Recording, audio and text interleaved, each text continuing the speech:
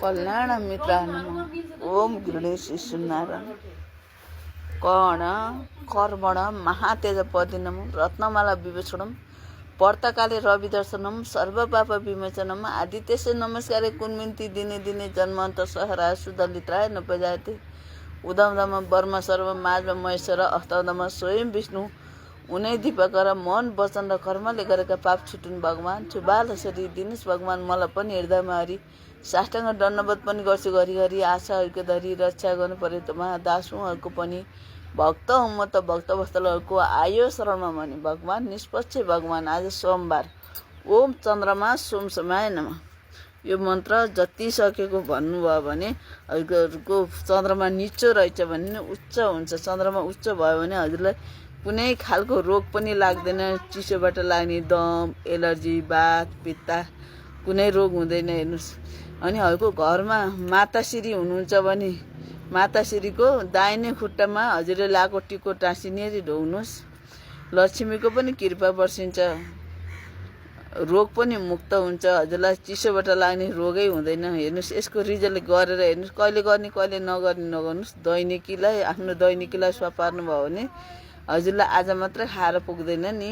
त्यसरी नै सधैँ गर्नुपर्छ। योग पनि ध्यान पनि निष्ठा भगवानको आस्था विश्वास पूजा पाठ दैनिकी कहिले गर्ने कहिले नगर्ने गर्नुभयो भने हजुरलाई दोष लाग्छ। नित्य सूर्यभगवानलाई नित्य जल दिने सूर्यभगवानलाई रक्त चन्दन र घन्टी फुल अति प्रिय लाग्छ।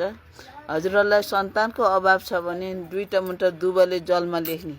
मैले त सबैको नाम लिएर कतिले मसँग गुनासो पोख्नुहुन्छ मलाई नाति नातिना चाहियो भन्नुहुन्छ पलाती पलातिना चाहियो भन्नुहुन्छ अनि छोराछोरी चाहियो भन्नुहुन्छ। कतिले गुनासो पोख्नुहुन्छ नि उहाँहरूको नाम सोधेर सबैको नाम भनेर मैले सूर्य भगवानलाई जलमा लेखेर दुबले 2 मुठा दुबले लेखेर अनि त्यो जलमा उम्ला नजबिकने चुट्ट छोडिदिएर रक्त चन्दन रातो फुल चिनी सखर मिश्री जे छ गुलियो एउटा चिज राखेर मैले सूर्य भगवानलाई जल दिन्छु।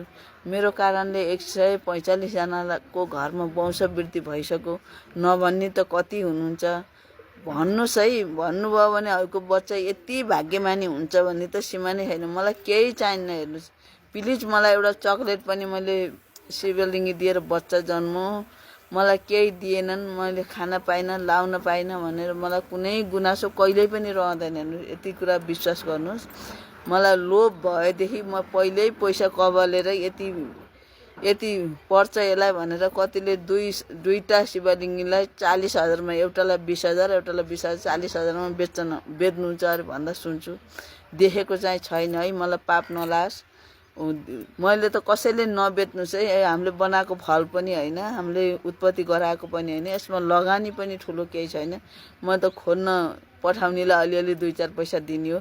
ठुलो धनराशि दिन परेको छैन र कोही म आफै खोजेर ल्याएको छु र म निःशुल्क सेवा गरेको छु। भगवानले दिएको यो बुटीलाई बेचेर खान पनि कन्डिसन आएको छैन। हात तल थाप्न पर्ने कन्डिसन भगवानले दिनुभएको छैन।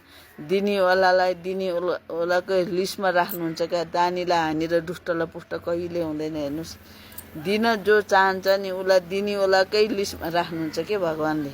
हेर्नुहोस् कहिल्यै सकिन्न नि बाँडेर। हेर्नुहोस् कहिल्यै गरिब भएन। हेर्नुहोस् विचार गर्नुहोस् परीक्षा लिनुहोस्। दिनेलाई कहिल्यै दुःख पर्दैनन् लिनेलाई बरु भकभकी मन पाक्छ। किनकि अरूको यति धेरै लिएँ मैले के गरेर ऋण दिनु। यसको विवेक भएको मान्छेले चाहिँ भन्छ है। कसैले के उपहार ल्याइदिए भने मलाई त नल्याइदिए हुन्थ्यो यस्तो हुन्छ। मैले केही दिनु छैन। मलाई कसैले केही नलिकन आए हुन्थ्यो यस्तो हुन्छ। मलाई उपहारको पनि अपेक्षा लाग्दैन कि आशै लाग्दैन र मैले दिन सक्दिनँ। त्यस हुनाले लिन मैले खोज्दिनँ के। ए भगवान सबैको राम्रो देखौँ सुनौँ भनेर शुभचिन्तक म कोपिला आमालाई कतिले मन पराउनुहुन्छ कतिले पराउनुहुन्न। कतिले मन पराउनेले कमेन्ट पनि हान्नुहुन्छ। कोही कमेन्ट हान्न नसक्नेले लेख्न नसक्नेले लायक मात्रै गर्नुहुन्छ। धेरै जस्तो नपढेको आमा दिदी बहिनीहरूले मन पराइदिनुहुन्छ मेरो टिकटक। लेख्न जान्नुहुन्न मैले बुझ्छु। मन गुनासो केही छैन।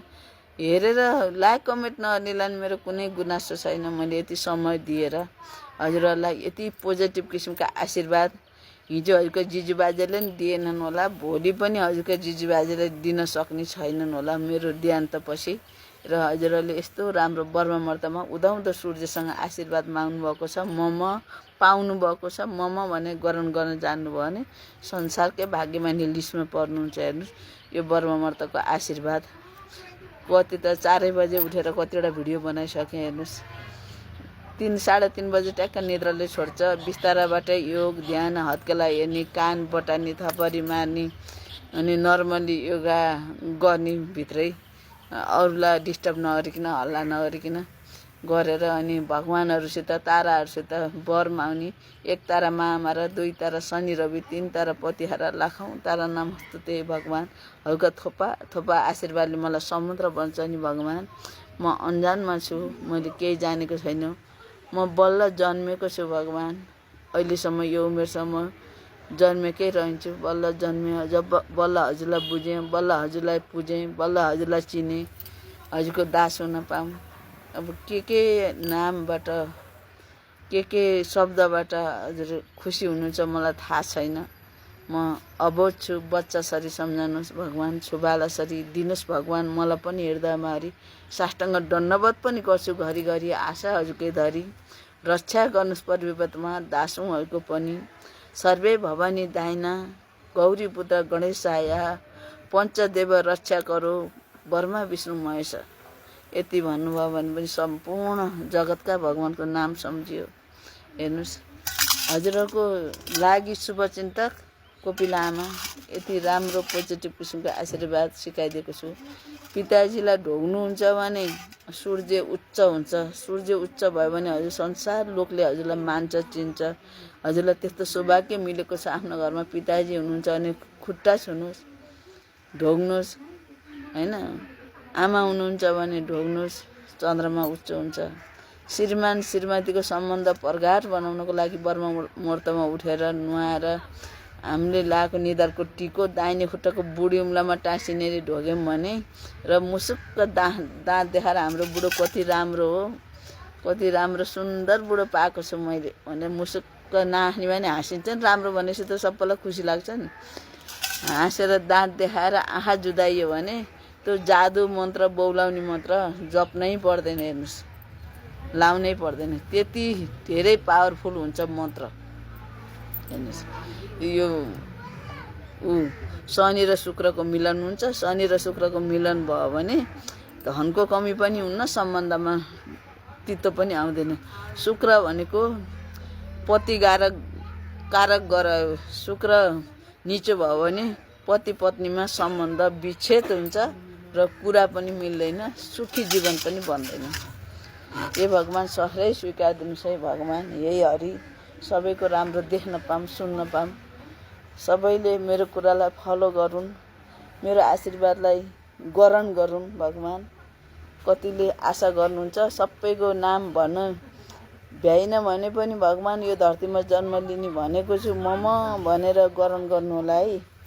कर्ण कर्बड महातेज पदिनम रत्नमाला विभूषणम पर्तकाले रविदर्शनम सर्व पाप विमोचनम यही सूर्य सहरासो तेजराशि जगतपति अनुकम्पायमा भौता गुण दीपक आतिथ्य नमस्कार कुण्डिन्ती दिने दिने जन्म अन्त सहरासो दलित्राय नमो जाति ओम मित्राय नमः, ओम रवाय नमः, ओम सूर्याय नमः, ओम भानवाय नमः, ओम खगाय नमः, ओम पुष्ण्याय नमः, ओम हिरण्यगर्भाय नमः, ओम मरीचाय नमः, ओम आदित्याय नमः, ओम सावित्राय नमः, ओम अर्काय नमः, ओम भास्कराय नमः, नमो नमस्ते विभावश सर्वात्मने सप्ताहाय पानव्य अनंत शक्ति मणि बुद्धस्य भद्राण दीपकर ओम आदित्य विद्यमान दीपकर दिम तनु सूर्य प्रचोदयात् ओम गृणी शिशुनाम ओम त्रिणिज ओम त्रिणिज महासुर ब्रह्म विष्णु महेश्वर महापाप हर देवता सूर्य प्रणम ओम आदित्याय नमः, दिवकराय नमः, भुवन भास्कराय नमः, ब्रह्म स्वरूपाय नमः, खगाय नमः, कल्याण मित्राय नमः। भगवान सहरै स्वीकार दिनुहोस्।